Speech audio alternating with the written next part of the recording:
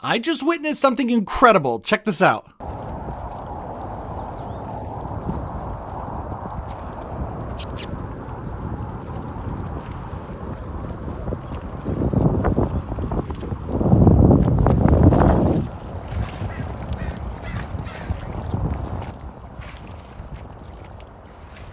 Right? How cool is that? I've never seen a bald eagle just chilling on the beach like that, and I've definitely never been that close to one. But Brad, this is a digital illustration video. Why show us the art? I know, but I thought it was awesome, and it definitely inspired the drawing I'm doing today, so just relax. Here's the steps I used to make this piece using the Procreate app on the iPad Pro. Naturally, I started things off by hopping on the old Googs and looked up bald eagles snatching fish out of the water.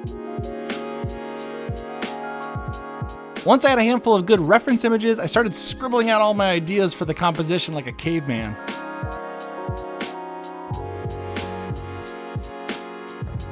My process may not be pretty, but damn it if I don't pull it all together in the end. So I won't make you suffer through the sketch phase, just know eventually it got to this. Now I kind of had it in my mind that I wanted this to be pretty graphic and bold. You know, something that could live on some old packaging or a matchbook cover. That's why I just started by outlining all the outside lines and then filling it in as one big shape.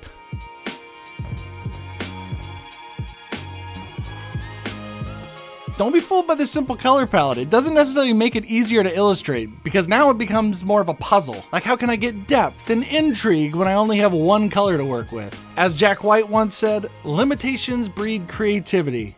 Amen, brother. With that in mind, I picked a brush that tapers well with certain pressure applied and has a little bit of character and texture to it. All right, lines, you gotta do a lot of heavy lifting here.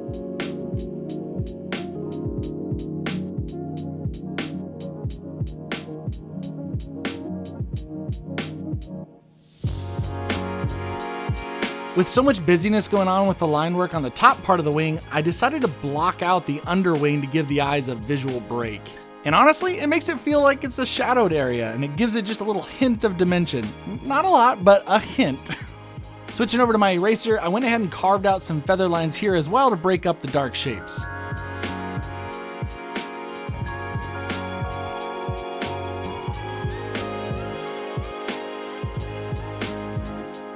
At this point, I felt like it needed something. I'm not sure what it was, just it needed a little something. I could definitely get froggy and add more detail with the line work, or I could just pick up some tasty halftones and drop those in.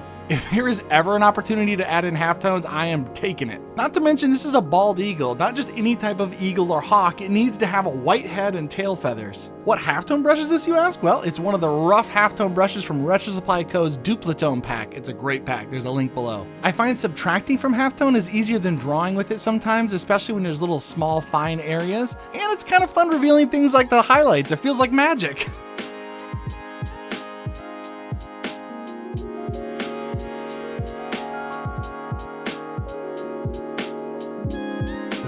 I don't know about you, but I'm digging this. Though I think we could push it just a little bit further. Of course, I could have made this look old and printed on my own, but I was running out of time and I remembered I had this epic layered paper texture file, say that 5 times fast, that I got from Retro Supply's Color Lab brush pack, and it is awesome. All you have to do is go click on the file and it automatically creates it as a new project on Procreate. Then all I had to do was save my illustration and then drop it into this file under the color folder. And check that out, instantly it looks like it was printed on some old paper. I fiddled with the opacity a little bit on the texture layer, but that's it. So what do you think? Should I actually make something like a sticker or a print of this? Or maybe it just exists here as a fun experiment, who knows?